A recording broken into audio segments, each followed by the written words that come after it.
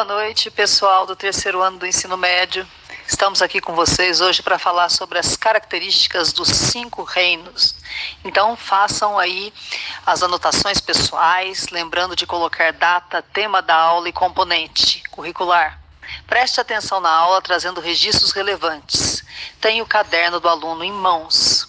Meu nome é Aline e eu estarei mediando a professora Daniela, que trabalhará com vocês hoje. Quais as habilidades que serão trabalhadas? Vamos lá, projete para a gente aí. As habilidades que serão trabalhadas são identificar e comparar os grandes grupos de seres vivos a partir de características distintivas. Conteúdos, níveis de organização, obtenção de energia, estruturas, importância econômica e ecológica. Passo para você, Dani, uma boa aula e vamos juntas trabalhar esse tema com o pessoal, ok? Ok, boa noite, Aline, boa noite, pessoal. Galera aí do terceirão do João Amos Comênio, saudade de todo mundo e bem-vindos aí para a aula. Então a gente vai falar aí sobre algumas características que a gente consegue comparar esses reinos, né? Lembrando que hoje em dia temos uma classificação aí mais atual, onde a gente engloba aí esses 5 reinos, eles estão divididos aí, e a gente tem aqui, ó, essa divisão, né? Então, esses novos grupos aí, a gente tem dividido em bactérias, então são 3 domínios, certo? Então, aqui a gente tem bactéria, que está ali contemplando, né, as bactérias e cianobactérias. O arquea, que são aquelas bactérias termófilas, são aquelas bactérias que têm algumas especificações aí, que a gente diz que são mais primitivas, né? Mas hoje em dia a gente consegue saber através de estudos que são grupos que surgiram recentemente também. Tá? E aí a gente olha ali a eucária, que vai contemplar todos os outros eucariontes. E aí a gente vai relembrar aí cada um desses conceitos, certo? Então a gente pode observar aqui nesse primeiro slide, diversidade da vida. Então, quando a gente olha para essas imagens, aí a gente tem representantes de todos os grupos, né, de todos os reinos, desde bactérias, fungos, ali animais, plantas, algas, protozoários. Então, a vida ela é extremamente diversa, e a partir dessa diversidade, para a gente entender melhor todo esse contexto, é importante a gente classificar esses seres vivos, para a gente agrupar eles e conseguir estudar de uma forma melhor e conhecer melhor, para poder preservar e realmente ter esse contato aí com esses grupos, né? Então, nas aulas anteriores a gente viu essa questão de classificação em relação à taxonomia, como que a gente faz para nomear esses seres vivos, e hoje a gente vai entender um pouquinho das características de cada um desses grupos, ok? Então, nesse slide aqui, a gente percebe que tem esses grupos divididos, né? Então, a gente tem aí os 5 reinos: reino Monera, Protista, Fungi, Plantae e Animalia. Então, existem o quê? Características que vão diferenciar esses seres vivos, ou seja, agrupá-los aí nesses grupos que a gente acabou de falar. Então, a gente vai levar em consideração aí o tipo celular, a organização, né, de como esses grupos se organizam aí na forma da sua célula, né, o tipo de célula, a quantidade de célula, a forma de nutrição e reprodução desses seres vivos. Tá? Então, no reino Monera, a gente tem ali as bactérias, as cianobactérias e as arqueobactérias, que são essas bactérias aí que vivem em situações extremas de temperatura, de salinidade, e também encontrada hoje em dia em outros locais, tá? Então, no grupo Monera a gente tem as bactérias, as cianobactérias, que são aquelas fotossintetizantes, e esse grupo aí das arqueas. Todos esses seres vivos aí agrupados no Monera são procarióticos, ou seja, são aquela célula que não tem um núcleo definido, então o material genético ele fica ali pelo meio da célula, mas também ele não tem nenhuma delimitação, né, entre o material genético e o citoplasma da célula. São seres unicelulares, ok? Então, todos pertencentes ao reino Monera são unicelulares. E aí a gente pode ter em relação à nutrição heterótrofos, ou seja, aqueles que se alimentam através de absorção, e os autótrofos que produzem o seu próprio alimento a partir da fotossíntese, né, da presença de luz, ou de outros elementos químicos aí conseguem então tirar matéria orgânica produzir matéria orgânica a partir desses compostos, ok? A forma de reprodução, a gente tem a forma assexuada, só que aí nesse caso também pode ocorrer a transferência de material genético, tá? E a gente vai ver como que isso aí acontece nesse grupo. Os protistas, os protozoários e as algas também são seres ali que podem ser unicelulares, mas existem aí seres multicelulares, tá? Então a gente vai ver que algumas algas aí podem ser multicelulares. São todos eucarióticos, ou seja, todos possuem célula com um núcleo definido. Então se a gente pensar protista, fungo, plantas e animais, né, dos protistas para frente, todo mundo ali é eucarioto, ok? Então, podem ser unicelulares e multicelulares. Os protozoários, heterótrofos, então por ingestão ou absorção, e as algas, elas são autótrofos, né? São seres fotossintetizantes aí muito importante na produção de oxigênio, a gente vai ver mais para frente. O reino fungi e os fungos, cogumelos, bolores, leveduras, tá? Então, dentro desse reino a gente tem seres eucarióticos, que podem ser uni ou multicelulares, só que todos são heterótrofos, ok? Então, quando a gente pensa, por muito tempo, os fungos eles foram confundidos com plantas, né, Aline? Então, sempre ficou essa questão, então, fungo é planta, encaixa em planta, não encaixa em planta.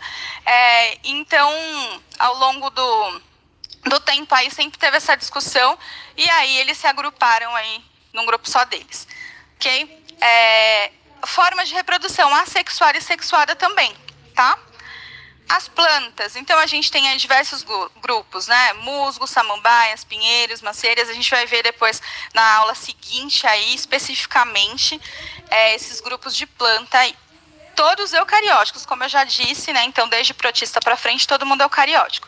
Autótrofos fotossintetizantes. Então, todo mundo sabe, planta faz fotossíntese, certo? Então, consegue ali, produtor na produção do seu próprio alimento. Porém, existem algumas plantas que são parasitas, né? Totalmente parasitas. Então, elas não conseguem produzir aí seu próprio alimento e se alimentam por absorção aí, se nutrindo a partir de outras plantas, né? Se encaixando ali nos vasos condutores de seiva e se alimentando disso, ok? E aí a gente tem também a questão da reprodução sexuada e reprodução assexuada, vai depender do grupo que a gente está observando. Os animais, então, aí a gente vai ter animais invertebrados, vertebrados, enfim, né, alguns exemplos aqui, estrela do mar, minhoca, serpente, nós mesmos, né, então os seres humanos, todos multicelulares, tá? Então as plantas e os animais são multicelulares, a gente não vai ter nenhum unicelular, ok? Então, e os animais são todos heterótrofos, ou eles vão se alimentar através da ingestão, ou através da absorção, quando a gente fala aí de alguns parasitas, tá? E também vão apresentar forma de reprodução assexuada e sexuada. Então, quando a gente quer analisar genericamente esses grupos, a gente utiliza essas características, né, Aline? Então, essas características aí que foram base para que esses indivíduos ficassem agrupados aí, ok? Então, se a gente passar aqui para o próximo slide, a gente vai começar a falar de bactérias. Aí eu tenho uma perguntinha aqui para vocês. Qual a primeira coisa que vocês pensam quando a gente fala em bactéria? Vamos ver aqui que vocês interagem no chat. Um minutinho aí para vocês me dizerem o que vem à cabeça de vocês quando a gente fala em bactérias. É isso aí, pessoal. Olha só, professora Dani, olha que nós tivemos aqui, né? A Kemily e o Luiz disseram que eles se lembram de doenças, né? O João confundiu-se um pouquinho, o João e a Larissa.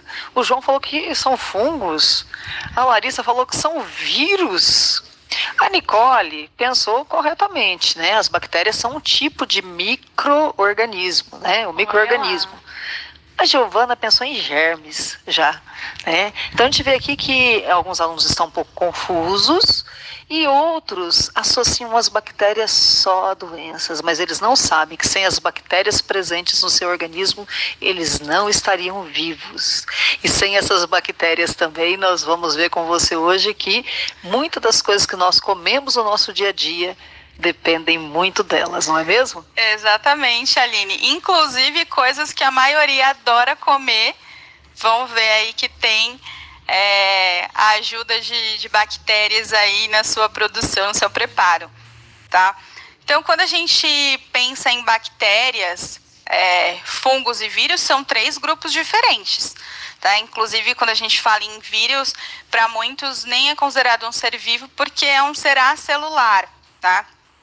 E aí, então, quando a gente fala em fungos, essas características distintivas, né, que vão agrupar esses seres vivos, elas vão agrupar de acordo justamente com essas diferenças, né? Então, se a gente analisar a estrutura de um fungo e a estrutura de uma bactéria, a gente percebe que o formato da célula é diferente, a estrutura celular é diferente, a composição de alguns elementos, claro que, né, existem componentes básicos da célula que todas as células têm presentes, mas a gente vai perceber que existe essa diferença, tá? Então, quando a gente fala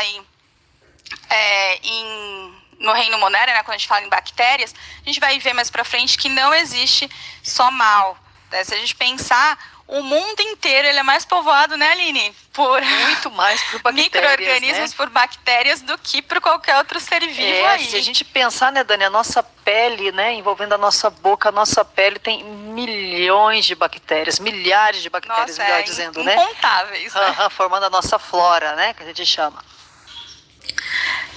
Então, aqui quando a gente fala nessas características, né, a gente tem aqui exemplos. Bactérias, cianobactérias e arqueobactérias.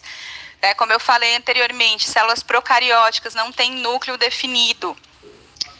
Parede celular, presente na maioria e formada por peptídeo glicano. Então, são polissacarídeos, né, cadeias grandes aí de açúcares, que vão formar uma forma de... uma proteção, né, Aline, ali para as bactérias, para essas células aí. Então, são seres unicelulares e eles também podem se agrupar em colônias. Muitos produzem o próprio alimento através de quimiossíntese, né, utilizando compostos químicos aí, e também a luz através de fotossíntese. E muitos também se alimentam de outros seres vivos que a gente vai ver aí na frente. Então, se a gente partir para o próximo slide, aqui a gente tem a estrutura celular de uma bactéria, tá? Então, a bactéria tem os componentes básicos que toda célula tem, então ribossomos ali, responsáveis pela síntese proteica. A gente tem, né, o material genético ali, que no caso das bactérias tem a forma circular, que se encontra ali na região central ali do citoplasma. E a gente percebe que não tem ali a película, né, a membrana que vai separar o material genético do restante do citoplasma, que a gente encontra em seres eucariontes, tá? Aí a gente também tem alguns fragmentos ali de DNA circular que a gente chama de plasmídeos, que a gente vai ver que isso vai contribuir depois para a variabilidade genética dessas bactérias, tá? Então, no citoplasma, a gente vê que não tem organelas membranosas, como tem em células eucarióticas que vocês viram nas aulas anteriores. Inclusive com a professora Aline, né? Isso mesmo. Então, quando a gente vê, a gente vai perceber aí no citoplasma que a gente tem ribossomos, tá? E aí algumas reservas de amido, lipídios, os aminoácidos aí que são necessários para síntese proteicas e alguns sais minerais, tá? Membrana plasmática, então vai ter uma membrana plasmática lipoproteica, tem permeabilidade seletiva também, conferindo proteção. Algumas bactérias têm essa cápsula, que é essa parte mais externa, tá? Então, normalmente são bactérias patogênicas, né, que causam doenças, que vai ter essa cápsula aí externa. É uma cápsula que auxilia, inclusive, aí, nesse processo de causar doenças, tá?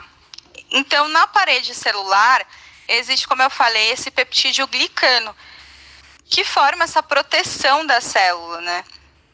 E aí a gente consegue identificar vários tipos celulares, né, vários tipos de bactéria, através de um processo de coloração, que a gente chama de coloração Gram.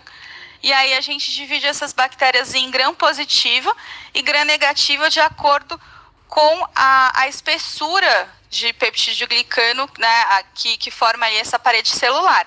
Então, quando você tem camadas muito espessas, você consegue absorver mais essa coloração. E aí, tem essa coloração mais azulada, meio roxa.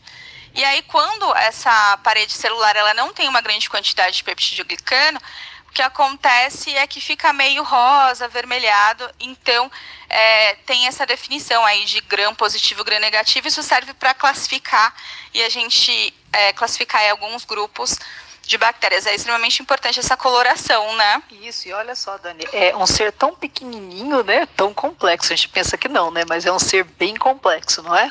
Sim, extremamente complexo. Então, quando a gente vê aqui também, ó, se a gente continuar olhando a imagem, as fímbrias ou pelos, então isso tem a ver com a adesão dessas bactérias, principalmente quando ela vai se aderir aí a outros organismos, né, para causar as doenças. E também como forma a gente vai ver de troca de material genético, né? Então a gente fala que tem o pilissexual aí, através do processo de conjugação que a gente vai ver mais para frente. Então, assim, apesar de ser uma estrutura, quando a gente compara, né, a célula procariótica com a eucariótica, né, Aline? A gente fala, é uma célula mais simples, só que ainda assim é bem complexa. É bem complexa. Então, também a gente pode classificar essas bactérias aí pela sua forma, tá? Então, elas possuem formatos diferentes aí e a gente consegue agrupar, tá? Algumas vão formar suas colônias e outras não, ok? Então, cocos tem essa forma esférica aí. Então, a gente tem esse agrupamento aí. Staphylococcus, ela forma como se fosse um cachinho de uva. A Sarcina são 4 cocos grudadinhos aí formando um tetraedro, né? Diplococcus, 2 cocos juntinhos, e Streptococcus, que parece, gente, um salgadinho, né? Eu sempre acho que parece um salgadinho. Eu sempre associo a comida, gente. Vamos lá. Os bacilos, né? Que parecem bastõezinhos. Bacilo, acho que todo mundo conhece aquele bacilo, né? Que aí de leite fermentado, que a gente costuma... Os lactobacilos vivos, né? Então, muita gente gosta de tomar aí. Então, a gente tem esses streptobacilos, bacilos com flagelo, e aí a gente tem outros formatos. Então, vibrião, espirilo. Espirilo parece um salgadinho aí de requeijão, que eu não vou dizer qual. Então, a gente pode agrupar as bactérias aí pelos formatos, entendeu? Pela sua morfologia, ok? Tipo de reprodução. Então, a reprodução da bactéria, na verdade, é de forma assexuada por bipartição ou cisparidade, tá? Então, a gente tem aí o quê? Uma bactéria que vai se dividir em outras 2 bactérias, 2 células idênticas. Então, é como se ela gerasse uma cópia de si mesma, né, Aline? Isso mesmo. Só que, como que ela faz para trocar material genético, gente? Quando a gente, nesse processo aí de divisão, ela vai gerar a cópia dela mesma. Tá? Então, não tem troca de material genético. Então, a gente tem 3 tipos aqui que essas bactérias, algumas utilizam como estratégia para transferir ali o seu material genético. E aí, com isso, aumentar a variabilidade genética. E aí, então, vamos falar deles. Transformação. Então, de repente, algumas bactérias mortas que estão ali no ambiente, elas entram, né, acabam se desmanchando, se desintegrando, ou pela ação até mesmo, se a gente pensar de elementos aí que estão dentro da célula, tá? E aí elas vão incorporar. Então, o processo de transferência é o quê? Você tem ali um pedacinho, um fragmento de DNA, desse DNA circular da bactéria, e ele tá por ali, pelo meio. E aí a bactéria vai lá e incorpora, tá? Então, isso aí a gente tem o processo de transformação, vai incorporar esse fragmento de DNA, o DNA dela. Existe aí também a conjugação. Então, a gente pode olhar aí na imagem, onde uma bactéria, através daquele pilissexual que eu comentei com vocês no slide anterior, a gente tem aí a transferência do plasmídio, ok? De um indivíduo para o outro. E aí ainda tem a transdução, que vai fazer com que o bacteriófago, que é um vírus específico aí de bactérias, ele entre em contato né, infecta uma célula bacteriana, e aí ele incorpora um pedacinho desse material genético, e quando ele infectar outra célula, ele vai levar um pedacinho do DNA dele e do DNA da bactéria junto, e aí passando de um indivíduo para o outro. Formas de nutrição de bactérias. Então, como eu falei, tem seres fotossintetizantes, né? Então, as cianobactérias responsáveis aí por grande produção de oxigênio. As bactérias quimiosintetizantes, que vão, principalmente ali as bactérias nitrificantes, né? Que fazem fixação de nitrogênio. Bactérias saprofágicas, né, que são as decompositoras, as parasitas que vão causar as doenças, e também aquelas mutualísticas, tá, que vão ter relações aí de mutualismo, de simbiose com outros seres vivos. Então, quando a gente fala em bactérias, existe a importância ecológica, né? Então, como eu falei, as cianobactérias produzindo oxigênio, as bactérias nitrificantes fixando o nitrogênio, tá? O processo de decomposição realizado por muitas delas.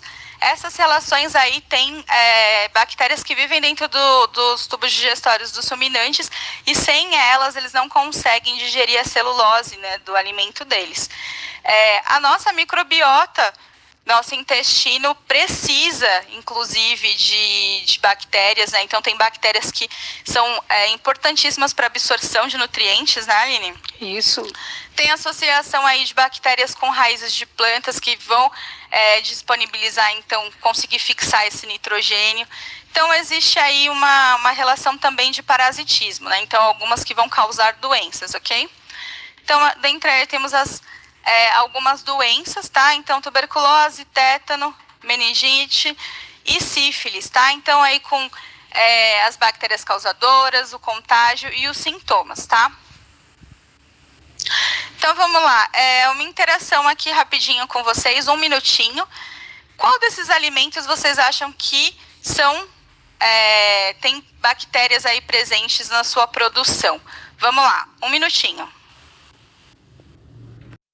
Dani, o pessoal aqui, acho que você deu um nó na cabeça deles, viu? Olha só, eu acho que eles estão confundindo. Você fez uma pegadinha, não foi isso? Foi uma pegadinha. A Dani fez uma pegadinha com vocês. Não queria dizer para vocês, mas foi uma senhora pegadinha, tá bom?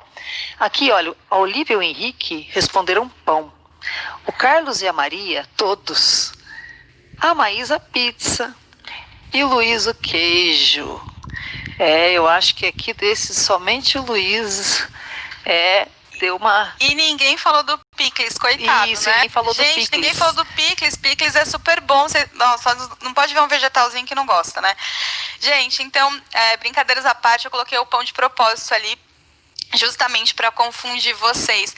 Porque a gente tem essa questão do fermento biológico e achar que é bactéria, só que a gente vai ver que é uma levedura, isso é um fungo, que a gente vai ver mais pra frente, tá? Então, as bactérias, elas são utilizadas aí, se a gente ver no próximo slide, na indústria alimentícia e na indústria farmacêutica também, tá? Então, produção de laticínios. Lembra que eu falei pra vocês que vocês iam, né, simpatizar com a bactéria agora? Por quê?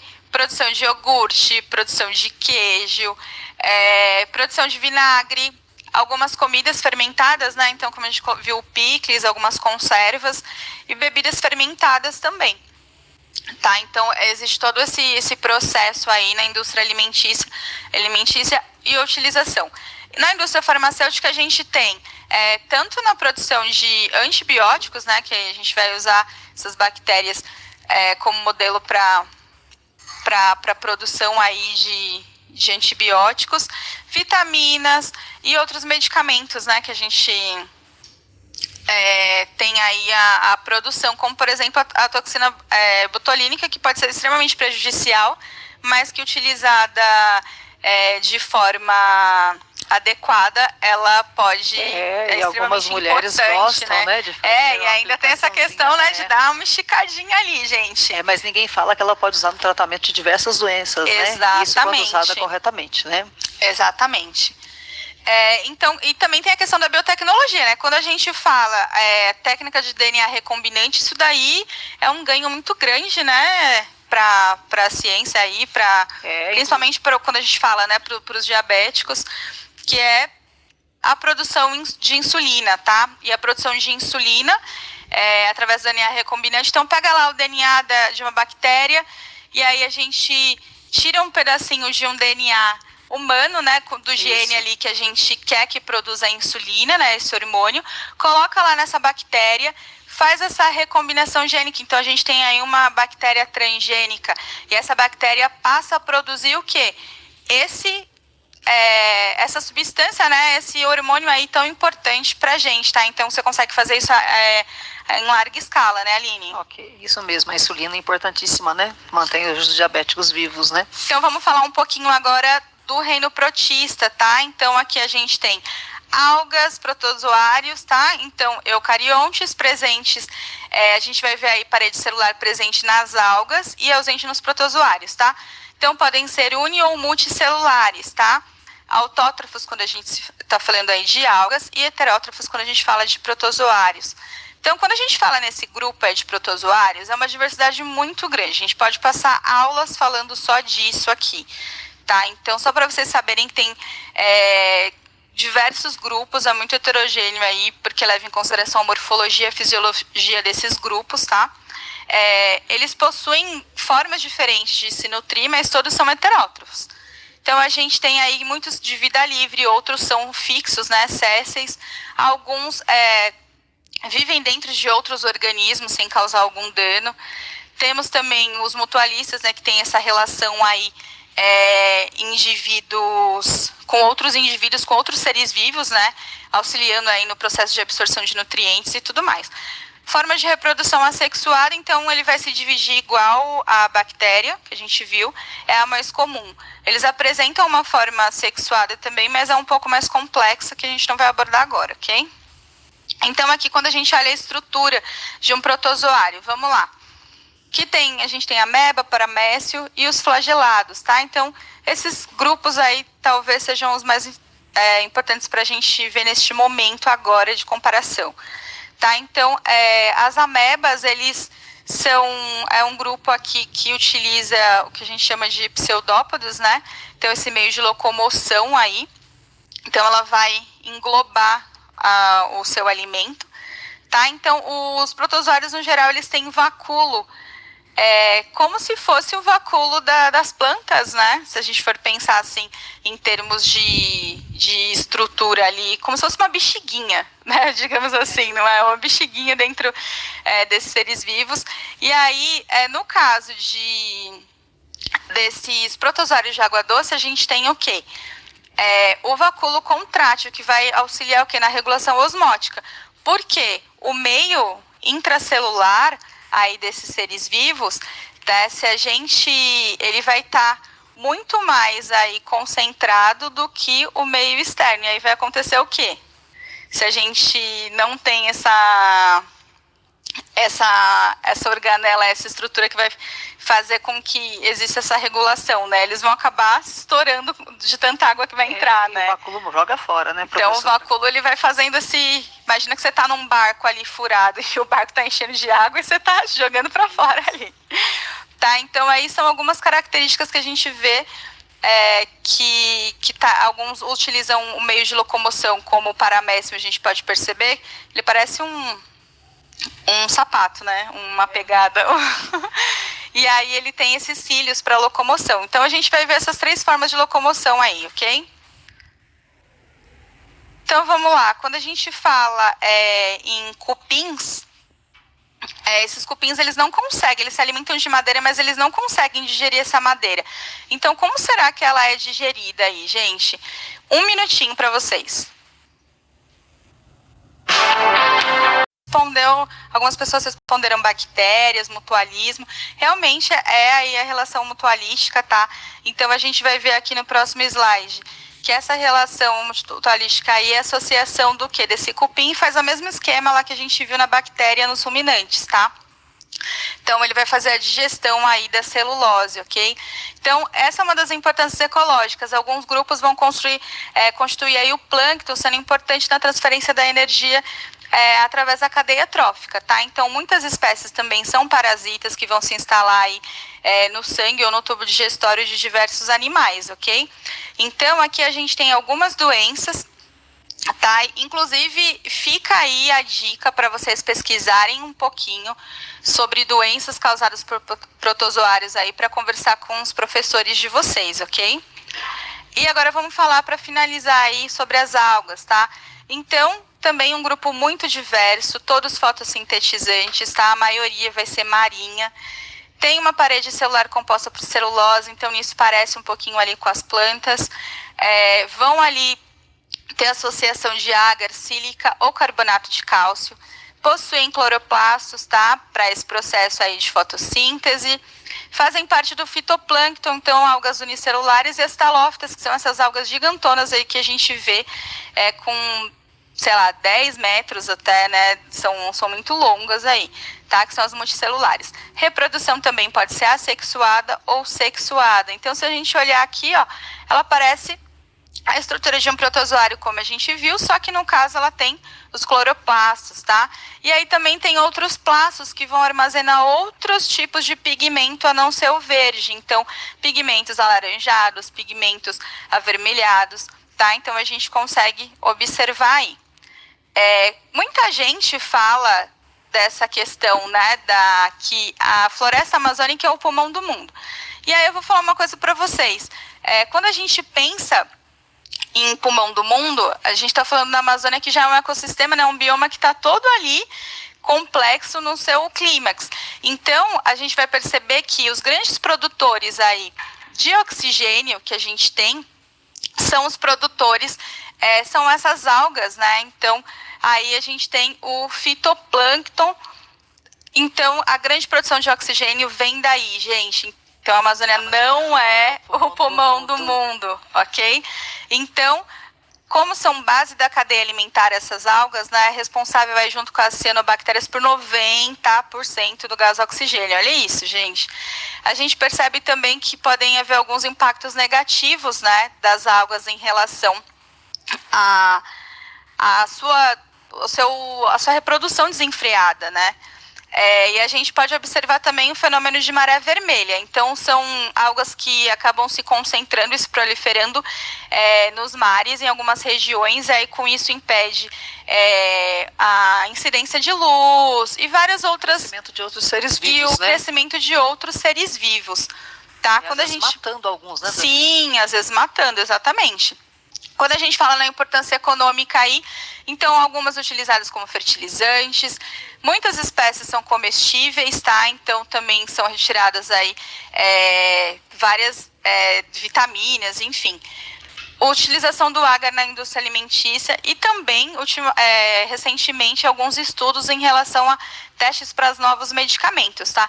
Então aqui a gente tem uma questão que é para a gente fazer uma associação das características e associar isso com cada um dos grupos, tá? Então, a questão aí depois fica para vocês fazerem, para vocês pensarem aí direitinho, ok?